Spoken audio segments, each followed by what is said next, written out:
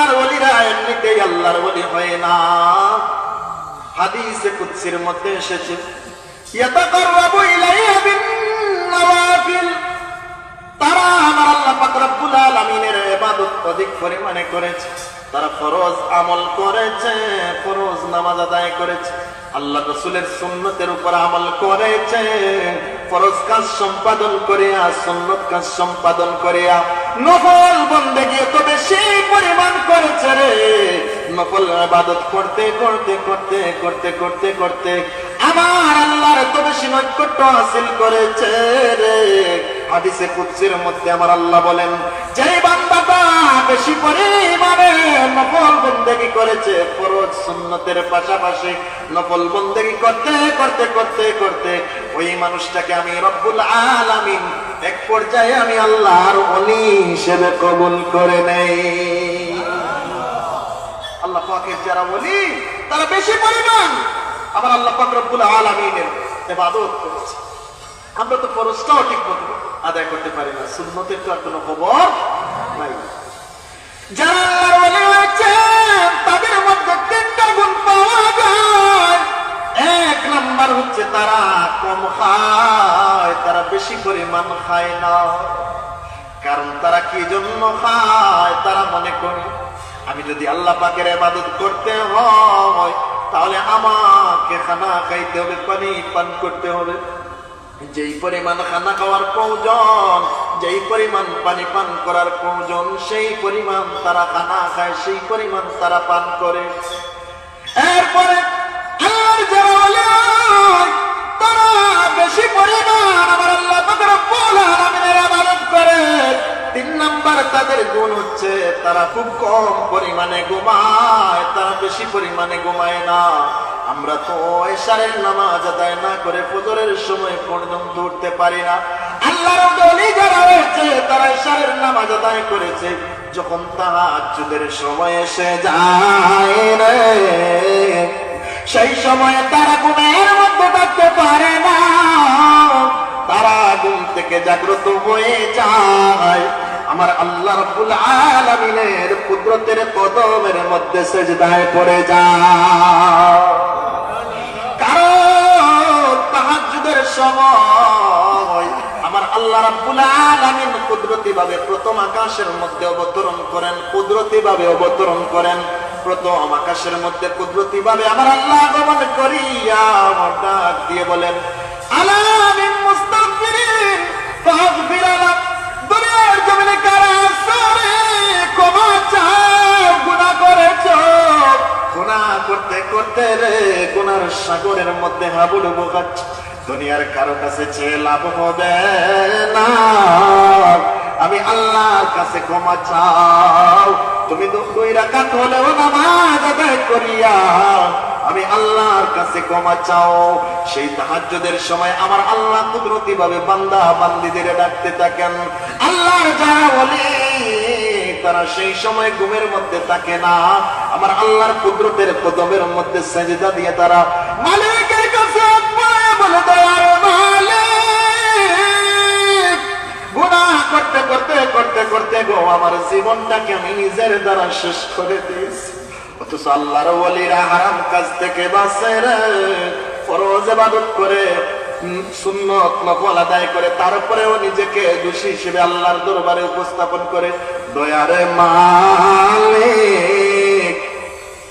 তুমি যদি আমাকে মাফ করে না দাও, দুনিয়ার কেউ নাই আমাকে মাফ করবে। আমার আল্লাহ ডাক দিয়ে বলেন, রে আমার বন্ধু, আমারে বলে তোমাকে তো আমি আল্লাহ অনেক আগেই মাফ করে দিয়েছি। আমি আল্লাহর কুদরতের কদমে সিজদা দিয়ে তুমি এত মজা পেয়েছো রে, আমি আল্লাহর কাছে বলতেছ যাও যাও, তোমাকে তো আমি মাফ করে দিলাম।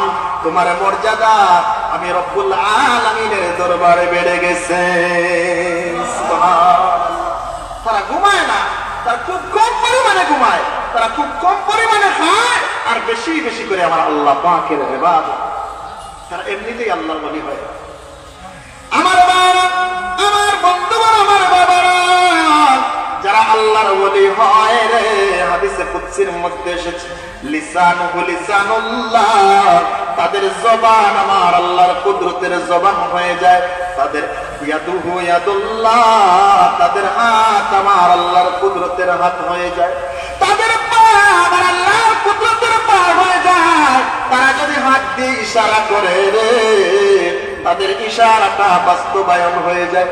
তারা যদি জবান দিয়ে কথা বলে রে, তারা জবান দিয়ে কথা বলে রে, কিন্তু আমার আল্লাহর কথা তারা বলে, বলি সুবহানাল্লাহ। তারা যখন পা দিয়ে হাঁটে রে, আমার রব্বুল আলামিনের কুদরতের পা দিয়ে তারা হাঁটতে থাকে, সুবহানাল্লাহ।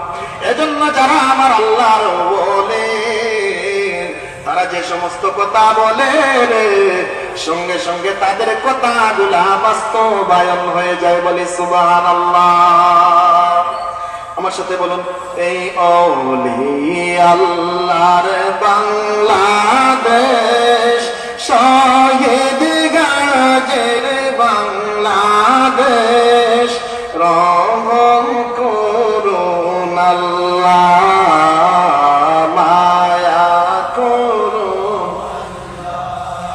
এই ওলি আল্লাহর বাংলাদেশ, শহীদ গাজীর বাংলাদেশ, রহম করুন আল্লাহ, মায়া করুন। এই শাহজালালের বাংলাদেশ, শাহপরানের বাংলাদেশ, শাহজালালের বাংলাদেশ, শাহপরানের বাংলাদেশ। তাদের ওয়াস্তে কবুল করুন আল্লাহ, মায়া করুন আল্লাহ। এই ওলি আল্লাহর বাংলাদেশ, শহীদ গাজীর বাংলাদেশ, রহম করুন আল্লাহ, মায়া করুন আল্লাহ, রহম করুন আল্লাহ, মায়া করুন। এই দেশটা হচ্ছে ওলি আল্লাহর দেশ। কাদের দেশ? আমরা কাদের উসিলায় ইসলাম পেয়েছি? আল্লাহর ওলি হযরত শাহজালাল মুজাররদ ইয়ামানি রাহমাতুল্লাহ আলাইহি এই সিলেটের জমিনে এসেছেন, নিজ ইচ্ছায় আসেন নাই, শুধু ইয়ামান থেকে এসেছেন। আল্লাহর রাসূল সাল্লাল্লাহু আলাইহি সাল্লাম স্বপ্ন যুগে ইশারা দিয়েছেন, উনার মামার হুকুমে তিনি আস্তে আস্তে আস্তে আস্তে সিলেটের জমিন পর্যন্ত পৌঁছে যায়, বলি সুবহানাল্লাহ। আল্লাহর ওলি হযরত শাহজালাল মুজাররদ ইয়ামানি রাহমাতুল্লাহ আলাইহি যখন সিলেটের জমিনে এসে পৌঁছে যান, আল্লাহর ওলির হাতে অসংখ্য মানুষ কালিমা পড়ে মুসলমান হয়ে গেছে।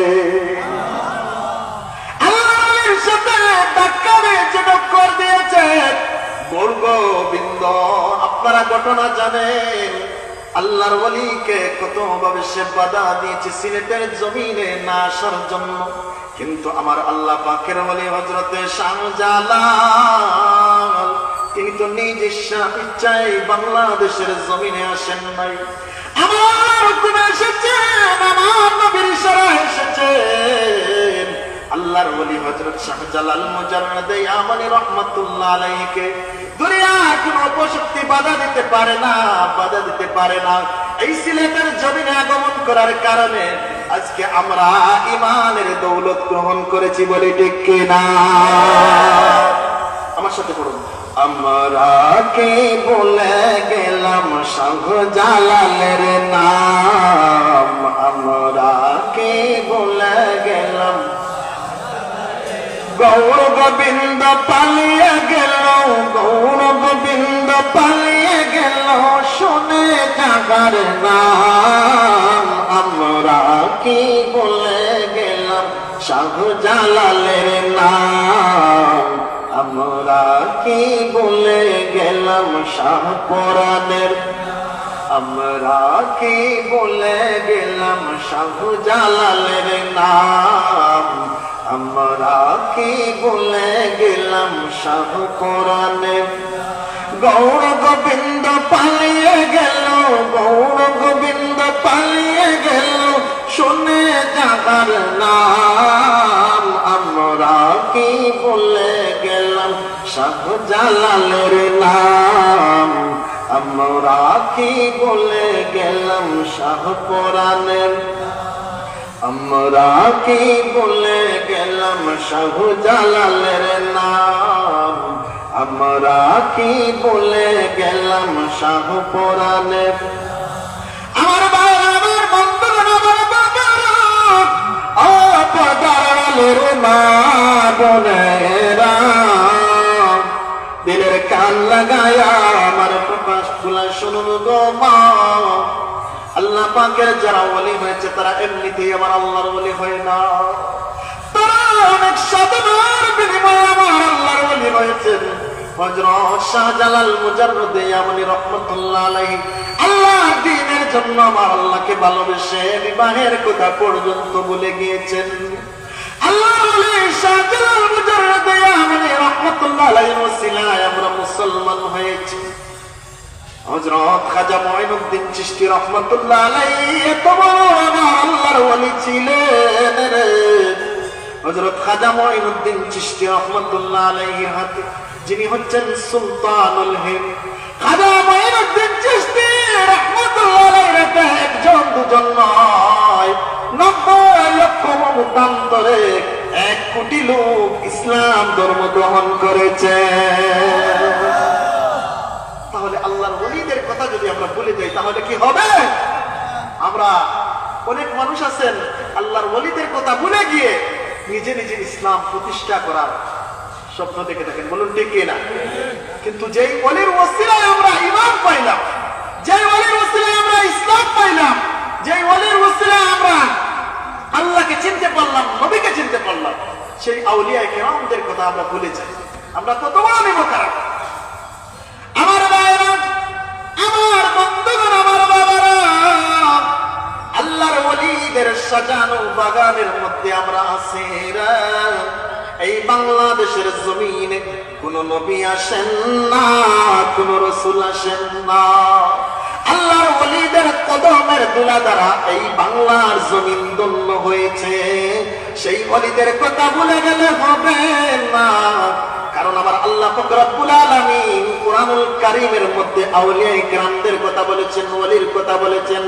হাদিসে কুদসির মধ্যে ওলিদের কথা বলা হয়েছে। বুখারী শরীফের হাদিস, আল্লাহ রাসূল সাল্লাল্লাহু আলাইহি সাল্লাম বলেন, আমার আল্লাহ পাকের কথা আমার আল্লাহ বলেন, মান আদালি ওয়ালিয়ান ফাকাদ আযানতুহু বিল হারব। যে ব্যক্তি আমার কোন ওলির সাথে দুশমনি রাখবে রে, আমার ওলির ক্ষতি করার কোনো প্রয়োজন নাই, আমার ওলিকে হিংসা করার কোনো প্রয়োজন নাই। আমার ওলির সাথে যদি সে দুশমনি রাখে রে, আমি আল্লাহ বলতেছি, আমি আল্লাহর সাথে যুদ্ধ করার জন্য তুমি প্রস্তুত হয়ে যাও। যারা আল্লাহ পাকের ওলিদের শানে বেয়াদবি করে, আল্লাহর ওলিদের বিরুদ্ধাচরণ করে, আল্লাহর ওলিদেরকে নিয়ে আজে বাজে কথা বলে, আল্লাহ পাক বলতেছেন হাদিসে কুদসির মধ্যে, রাসূলুল্লাহর ভাষায় বলতেছেন যে আমি আল্লাহ বলতেছি, আমি আল্লাহর সাথে যদি যুদ্ধ করতে চাও তাহলে আমার ওলির সাথে দুশমনি রাখো। আল্লাহর ওলির কিঞ্চিত পরিমাণ আমরা ক্ষতি করতে পারবো না, কারণ আমার আল্লাহ পাকের ওলিদের সম্মানকে দুনিয়ার কোনো মানুষ বাড়ায় নাই, দুনিয়ার কোনো কাফের বেঈমান মুনাফিক বাড়ায় নাই। আল্লাহর ওলিদের সম্মানকে আমার আল্লাহ আকাশচুম্বী করে দিয়েছেন। সেই ওলিদের সাথে যারা দুশমনি করবে রে, আমার আল্লাহ তাদের সাথে যুদ্ধ ঘোষণা করেছে। ঠিক কিনা বলো? এখন যদি আপনি আল্লাহর সাথে যুদ্ধ করতে চান তাহলে আল্লাহর ওলিদের বিরুদ্ধাচরণ করবেন, আল্লাহর ওলিদেরকে নিয়ে আজে বাজে